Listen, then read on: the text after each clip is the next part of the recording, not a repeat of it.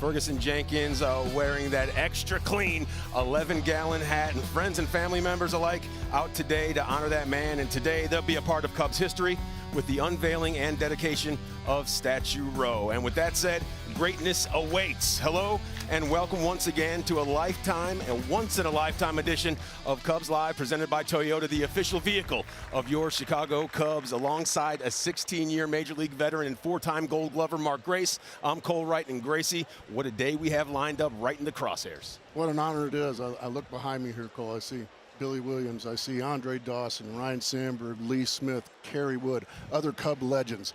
And they're all here to see the ultimate pitching legend, and that's Fergie Jenkins. Absolutely. When it comes to complete games, that was his middle name, and the unveiling of that statue right over our shoulders, that is right around the corner. But until that very special moment, let's let you know how it all came together. Here's a quick look with our friends from Cubs Productions.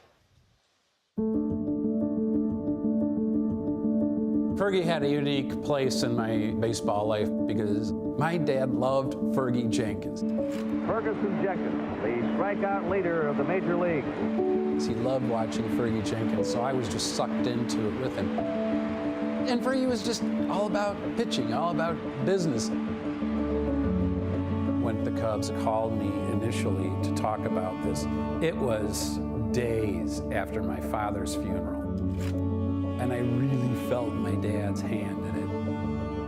And I called my mom, and I was like in tears, telling her. I said, I said, look what Dad did. Look what Dad did. The Cubs called to do Fergie Jenkins. Following Harry Carey in 1999, the Cubs came to me and wanted to do Ernie Banks. A few years after that came Billy and then Ron Santo. So now we're doing a pitcher. So that takes on a whole new personality. The portrait is the most important aspect of any of these sculptures. It needs to look good, and so that face needs to be right. Some guys stick their tongue out when they pitch. I just clench my teeth. Having Fergie come in here and actually put on a jersey was a privilege that we don't often experience. For one thing, Fergie is in his 70s, but he's still in really good shape. So when he put on that jersey and struck that pose, he was still able to do it. And it went over my head, and then I came back here. I wish I could still throw. Fergie's expression, a lot of intensity. He's got his lips curled over his teeth. So I've got to capture all of that in the delivery, but it's still got to read as Fergie. We're smoothing out the fabric, we're putting in the pinstripes, we're getting the logo in place, getting that glove right, getting all those details, the shoes, until it is a completed form, exactly how I want it to look when it goes to bronze. Was very pleased to hear that the Cubs are creating Statue Row. It'll be in front of the office building, and the faces of the sculptures will all be facing Addison Street. That's where the good light comes in. And sunlight and bronze are magic to an artist. To me, nothing has the romance of baseball and those conversations that you hear fathers telling their sons. As you know, I saw Fergie pitch. It's so personal, it's so familial. And I'm looking forward to that same family aspect to come through in the sculpture when the fans see it.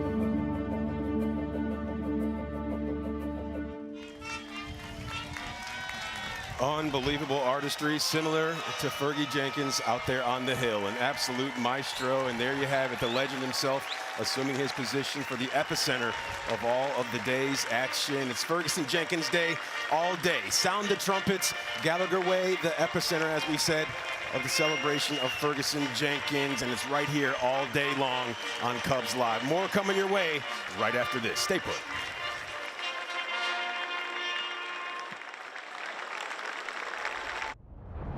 Fergie Jenkins, a rising young Cub star, is the next National League pitcher.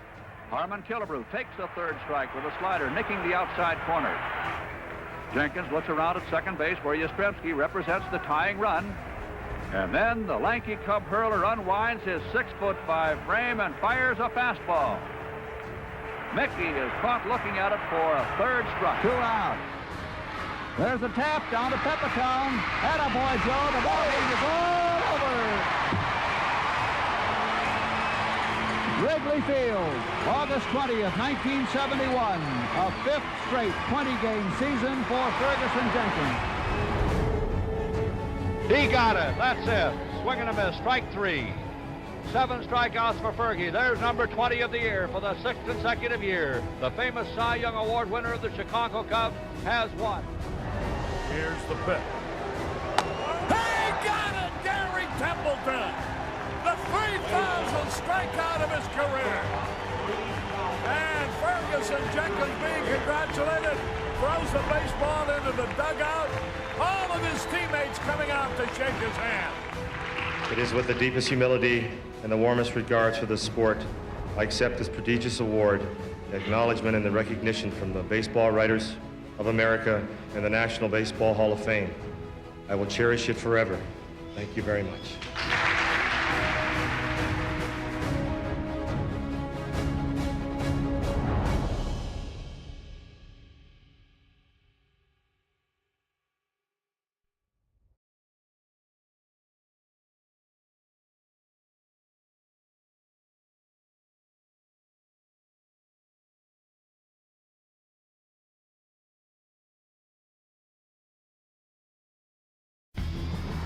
We continue to move here on Cubs Live, presented by Toyota. It's Ferguson Jenkins Day. When it comes to complete games, 267 complete ones during his Hall of Fame career, a 20-game winner in 6 straight seasons. And it's my pleasure to turn today's festivities over to the radio voice of the Chicago Cubs, today's master of ceremonies, Pat Hughes. Pat, take it away.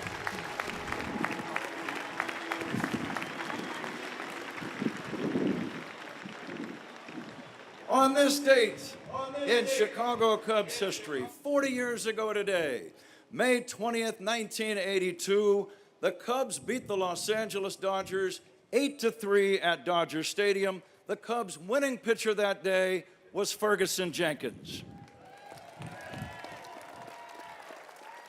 Naturally, he pitched a complete game. He struck out 8, and only 1 of the 3 runs was earned. The losing pitcher for the Dodgers was Fernando Valenzuela. For Fergie, it was his 150th win in a Cubs uniform and his 150th complete game. Hi, everybody. I'm Pat Hughes, Cubs broadcaster. Welcome and thank you for being here today. It's a beautiful sight here, Gallagher Way, outside of beautiful Wrigley Field. And I'm very proud to be here on this historic day. When I was hired by the Cubs back in 1995 to be an announcer, the Cubs pitching coach at that time was Fergie Jenkins. He was nice to me from day one, and that has never wavered. And that's just one of many reasons why I am very honored to be just a part of this special day for Fergie Jenkins. Let's cut right to the chase. Fergie Jenkins is the greatest pitcher in the long and legendary history of the Chicago Cubs.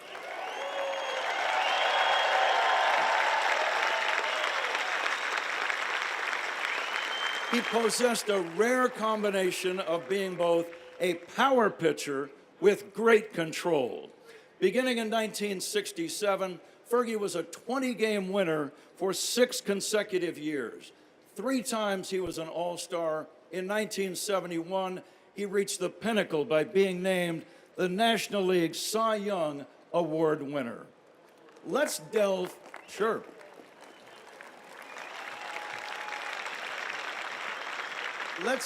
momentarily into Fergie's 1971 season. He led National League pitchers in the following categories: 39 games started, an amazing 30 complete games, 24 wins, and an astounding 325 innings pitched. And just for good measure, Fergie was a great hitter if you're old enough to remember. As a hitter that year, Fergie had 6 home runs, including 2 in 1 game against Montreal, and he drove in 20. Who needs a DH when you've got a pitcher that can hit like that?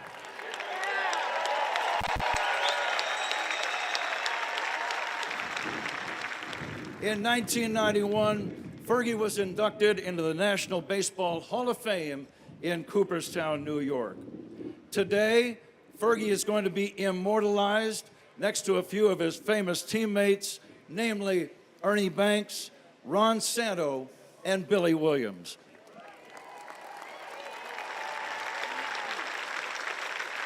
Billy, by the way, is going to speak in a few moments, but I really do wish that both Ernie and Ronnie could be here today. They would have been absolutely thrilled to see this happen for their friend and teammate Fergie. In our 15 years together broadcasting on Cubs radio, I heard Ron Santo say this many times.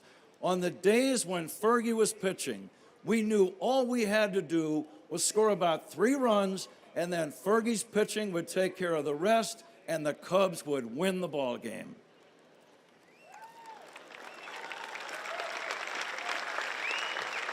And now let's keep the program moving. Thank you again for being here. I would like to introduce right now the chairman of the Chicago Cubs, Tom Ricketts.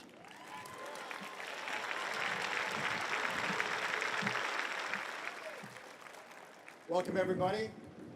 And it's a very, very special day for our entire organization, and we thank you for being here. I want to particularly thank Fergie's family and friends and everyone from Chatham, Ontario for showing up. We also have a really unique thing in our crowd today that just kind of really blows me away. You know, there's been tens of millions of kids who grew up dreaming that they wanted to be Major League Baseball players. Almost 20,000 of those kids became Major League Baseball players at some point. 268 of those Major League Baseball players made it to the Hall of Fame. 70 of them are still with us, and 5 are here right now.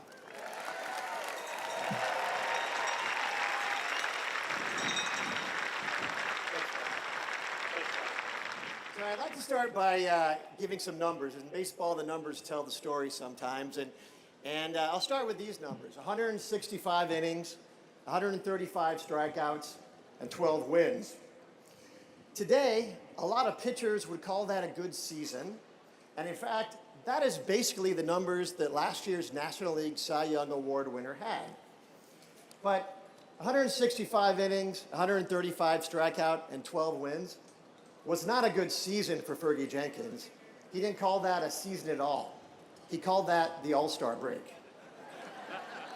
In fact, in 1971, as Pat referenced his incredible year, he had 263 strikeouts and only 37 walks. Think about that. And one of the most remarkable pitching performances in all of baseball history, of course, Fergie won the Cy Young. And as Pat referenced, he also hit 6 homers and only 115 at-bats. Pretty incredible. But you know, Fergie was an Iron Man, but he did more than just endure, he prevailed. He prevailed for 284 career wins, 3,192 career strikeouts, the 12th most in Major League Baseball history. And in 1971, as Pat referenced, he threw 30 complete games. And in fact, throughout his incredible career, he threw 267 complete games. And in fact, Fergie has completed more games, substantially more games, than all of today's modern pitchers in the league combined at the moment. It's incredible.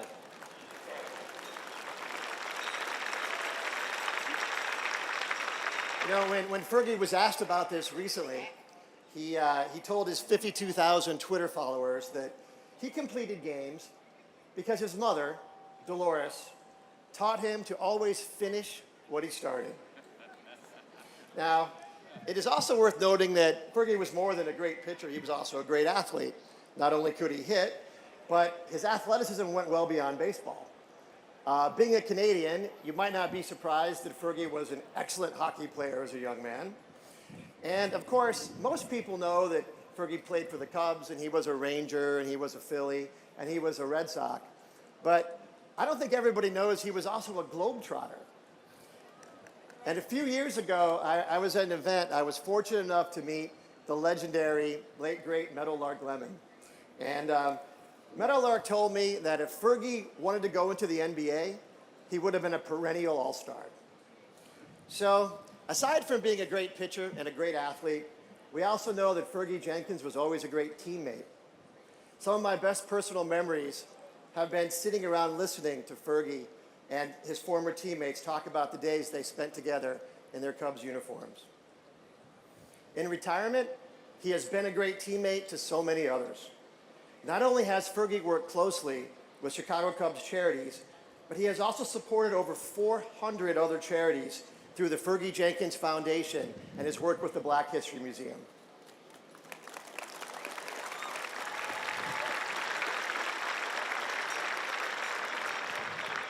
By speaking out against racial injustice when he sees it, Fergie is a great teammate to our whole society.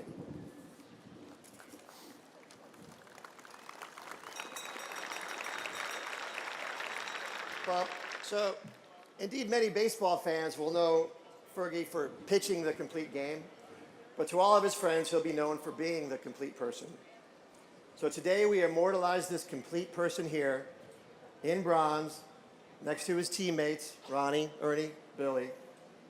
And we do that so that Cub fans today and for generations to come can be reminded of his greatness. And perhaps, in some small way, to inspire us all to listen to Dolores and always finish what we start.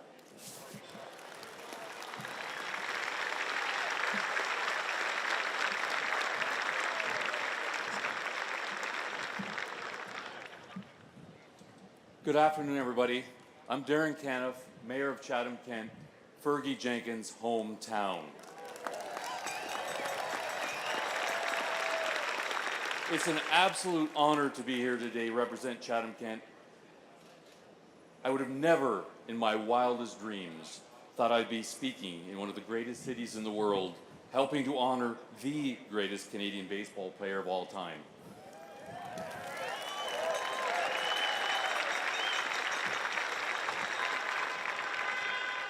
Fergie's baseball stats are well known, but they don't tell the whole story. He's an outstanding person whose kindness and generosity are second to none. Whenever he's in Chatham-Kent talking to groups there, he's reaching out, helping them. Fergie has always been there whenever he can. For years after he reached the majors, he would send a package back to Chatham to Dean DeJura, the scout who signed him in his first contract. Inside that package were a collection of spikes for major leaguers that Gene would distribute to players on local travel teams. Word got back to him once that there was one fellow with small feet who never got any spikes. Fergie went to Freddie Paddock, the 5'5" shortstop of the Kansas City Royals, and had a pair of Freddie's spikes sent back. That's the kind of guy he is. Thanks to Tom and the Chicago Cubs for being such an amazing organization. It's been a 56-year journey from the moment you traded for Fergie to today in the dedication of this statue. It's clear you are a class act. Congratulations, Fergie, on this well-deserved honor. You have made your hometown a better place and have been an inspiration to so many people. Fergie, we are so proud of you in Chatham-Kent. You are awesome.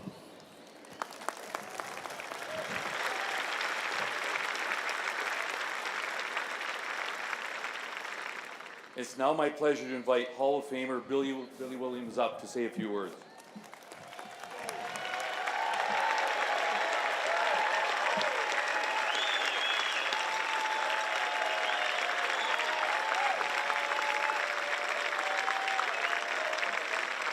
Thank you very much, Mayor. Thank you and welcome to Gallagher Way at Wrigley Field. It's a pleasure for me to be here for the unveiling of the statue of Fergie Jenkins. This is a great honor. Of all the other awards he received, he is most proud of the 6-time 20-game winner and, of course, the 3,000 strikeout. I remember that well, and of course, it was in San Diego, California. We had a great time that night after the game. We enjoyed it. Talk about it. When I left home, Bristol, Alabama, going to play professional baseball in 1956, one of my teammates, a name was called a few minutes ago, Gene DeJura. And I think this is a guy named that was familiar in Chatham, Ontario, because he worked with a lot of young people. And of course, Fergie was a good athlete, and he liked hockey and basketball. But Gene Jadura asked Fergie to try baseball. And when Fergie tried baseball, there was something about him playing the game of baseball, and he was signed by the Philadelphia Phillies. Gene was a great guy. I understand he just passed away, but as I say, we were teammates in 1956. I didn't know he was from I know he was from Chatham, but I didn't think this would wind up like it was. But I talked to him right after he had got Fergie to sign with the Philadelphia Phillies. When Fergie was traded to Chicago Cubs, Fergie was a relief pitcher. And I think it was maybe July that when Fergie came with the Chicago Cubs. He was a relief pitcher at the time, and he got in a few games, and our manager, Leo, looked over there and saw him throw the ball, and he liked what Fergie did on the mound. In 1966, at the end of the season, Leo DeRocha, who had been in baseball for many, many years, he said, "Next year I'm gonna make you a starter." And he did. The rest is history.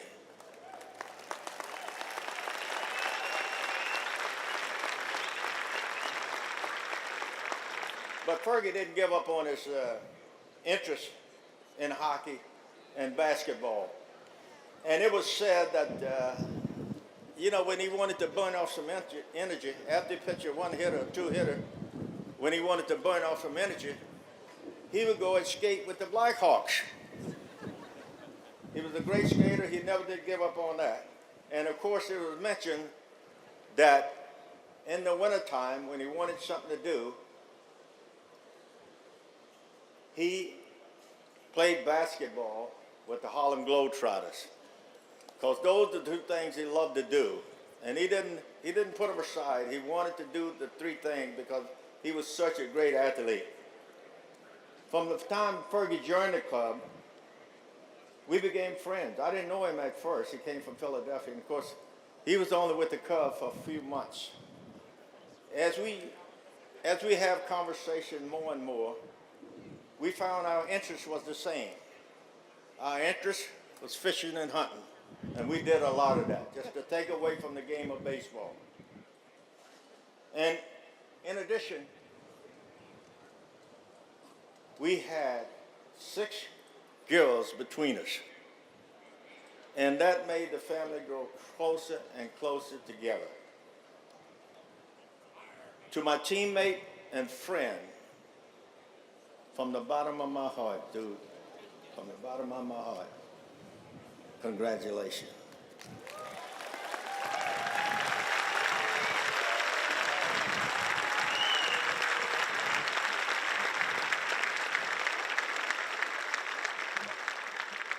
And now the moment of truth has arrived.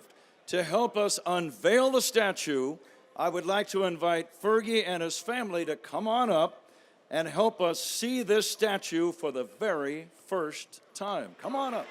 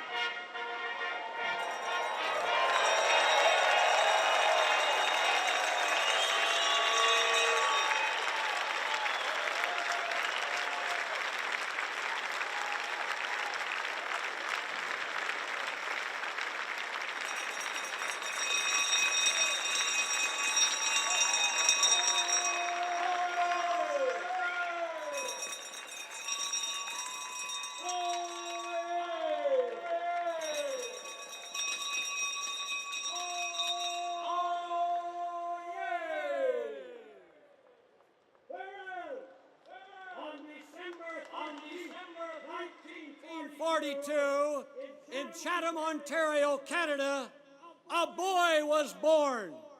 Ferguson Arthur Jenkins by name. A son, an athlete, a gifted person he became. And whereas Chicago Cubs saw the potential, they knew he'd develop into something very, very special. And whereas Fergie went on, an excellent professional pitcher to be, he matured into the character of a fine man, as you're about to see.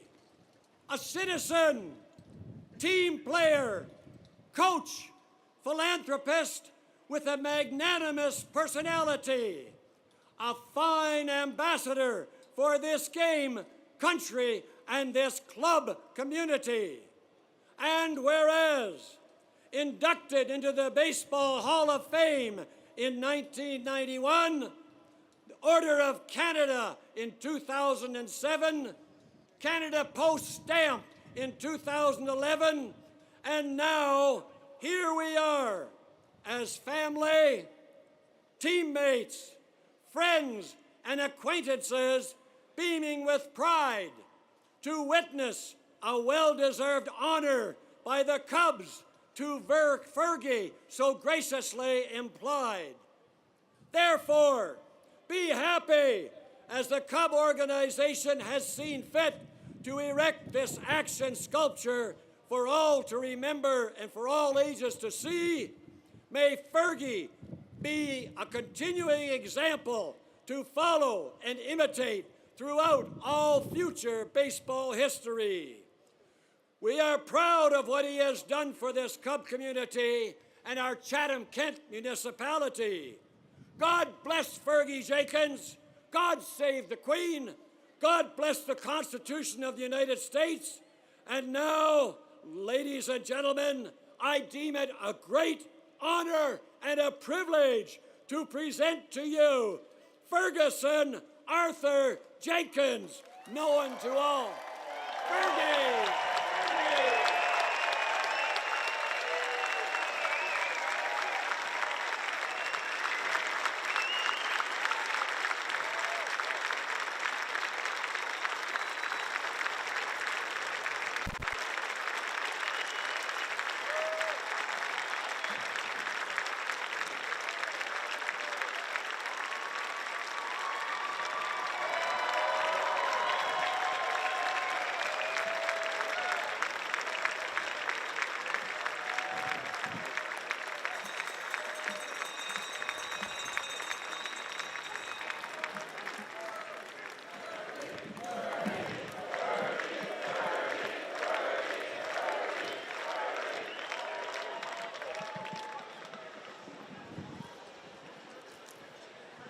Thank you very much, guys. Thanks, everybody in Chicago. Great fans. Appreciate that. Thank you. When I was a little kid growing up in Chatham, Ontario, throwing rocks at passenger trains, never did I imagine being a 20-game winner. All right? Being an all-star, winning a Cy Young, and being a member of the 3,000 Strikeout Club, or even being in the Hall of Fame. But now this statue is sitting beside my fellow teammates, Ernie, Billy, and Ronnie. Believe me, I'm humble. I stand here, a proud man, also humble. First, I'd like to thank the Cub organization, the Ricketts family, Tom, Laura, and Todd. You brought something to the north side that generations of Cub owners couldn't do. A world's champion to the north side. My gut tells me it won't be the last. As a player, I had three incentives. You play for the team, you play for your family, you play for the fans. I had the best team, the best family, and the best guys to play ball with. Believe me. Thank you, because I had an incredible family. Ferguson Jenkins Sr., my mother Dolores, Louise Jenkins. They were always supporting me in my career. And I want to thank my first wife, Kathy, and my children, Kelly, Dolores, Kimberly, Raymond, and Samantha. Incredible grandkids, too. Thank you.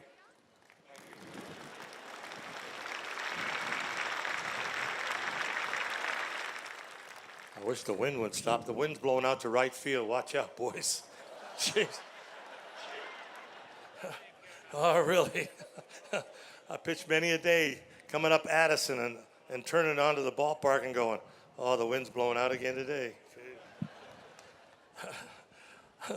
I'm grateful because I had a great family. It was a great experience, especially because of today. You know, I think of the statue will belong here after I'm gone, and it's a great tribute to myself and my family. You know, knowing and being a part of a professional family is not easy. They sacrifice a lot day in and day out so an individual like myself can live out my dream. And it's nice to know my grandkids will be able to see Grandpa Fergie for days and years here in Wrigley Field.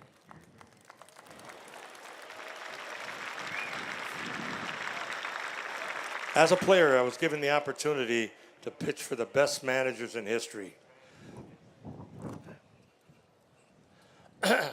Best managers in baseball history. And there's a few names. I can recall all of them, but I'm going to give a shout out to a couple. My first manager, Leo DeRocher. All right. He was an extreme and unconventional individual. Okay.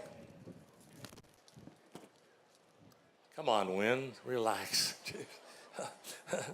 A few things are about Leo, and there's a few stories I'd like to share with you, especially one. The Cubs were having spring training in Palm Springs playing the Angels in 1968, California. I'm sitting in the dugout in the second inning, and all of a sudden, all the players stopped looking down the right field line. The fans stopped. The game stopped. The umpire stopped the game. And who comes in but Frank Sinatra and his entourage? Leo DeRocher motions him to the dugout. The game stops. Frank comes down to the bench and coaches the Cubs for 2 innings. Believe me, that was incredible. You know, I had another great manager at the time, Billy Martin, and we were together in Texas together. And he was the individual that said to me, he said, I've heard you can't win anymore. And I said, Skip, you give me that ball every 4th day, I'll win you some ball games. So one of my best years I've had was in 1974. I was able to win 25 ball games and win the Comeback Player of the Year award.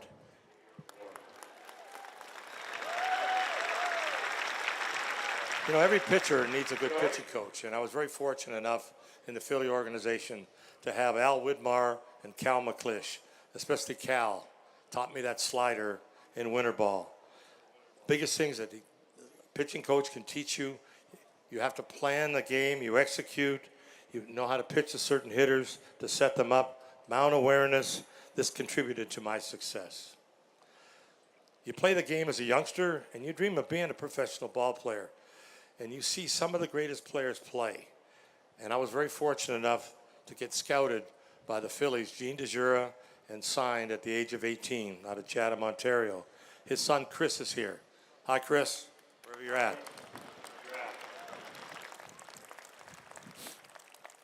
Then came the trade from the Phillies to the Cubs to one of the best cities in baseball, Chicago. My first roommate, Byron Brown, is here. Where you at, Brownie? All right. 1966, we were roommates. We had a lot of fun. My other roommate was Ernie Banks, a special person, a special player. He taught me more than just what the game of baseball was all about. He taught me to respect the game and be a professional, and be a professional all the time. As a pitcher, I learned to win. Losing never entered my mind. I had teammates that definitely helped me in that situation. Ernie, Billy Williams, Randy Hundley, Rich Nye, Ron Santo, Glenn Beckard, Kenny Holtzman, and Don Kessinger, and so many others. Without them, I wouldn't have been as successful as I was. Now, I want to thank the loyal Cub fans, especially the bleacher bums, for their love and support. Without you, it wouldn't have been possible. Truly the best fans in baseball. Lastly, I want to thank all my friends and fellow players, professionals and friends, and fellow Chathamites that are here. All right. I know you traveled far and wide to be here. I'm glad you had a chance to celebrate this day with me. Thank you. When I was 14 years old, my dad took me to my first Major League ball game, and I seen Larry Doby hit 2 home runs in Tiger Stadium. I turned to my dad, and I said, Dad, that's what I want to be, a professional ball player. Little did I know it was going to work out so good. But, you know, I thank my father for giving me that opportunity, because he was an individual that played in the Negro League, he barnstormed in Canada, and he gave me that incentive to be a ball player, along with so many others. My dream came true, thanks to the Cub organization. Mr. Wrigley was my first owner, and believe me, he gave me that opportunity to really shine as a Chicago Cub. Once again, I want to thank the Ricketts family for this particular day and the statue, and my dreams have come true.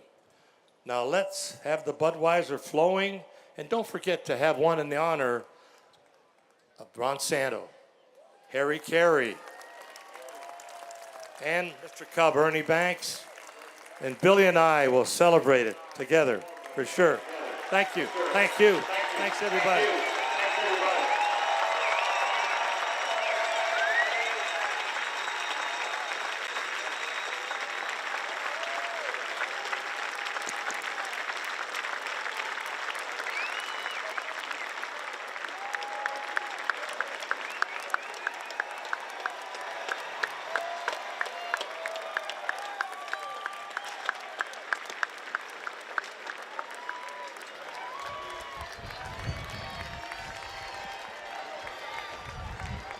Well, Fergie, he said he played for team, family, and fans, and today, all three honoring the living legend right here in Gallagher Way and the greatest Canadian baseball player to ever play the game. Fergie Jenkins, he's going to join us next right here in Gallagher Way on Ferguson Jenkins Day. You see that statue right there? It's a beautiful sight. More Cubs Live. It's coming your way immediately after this. Stay put.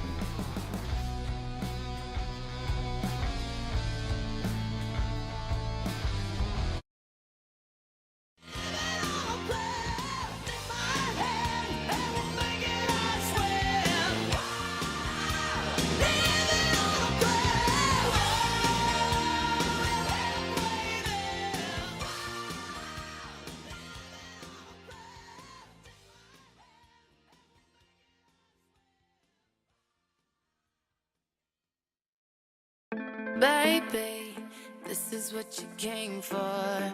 Lightning strikes every time she moves, and everybody's watching her, but she's looking at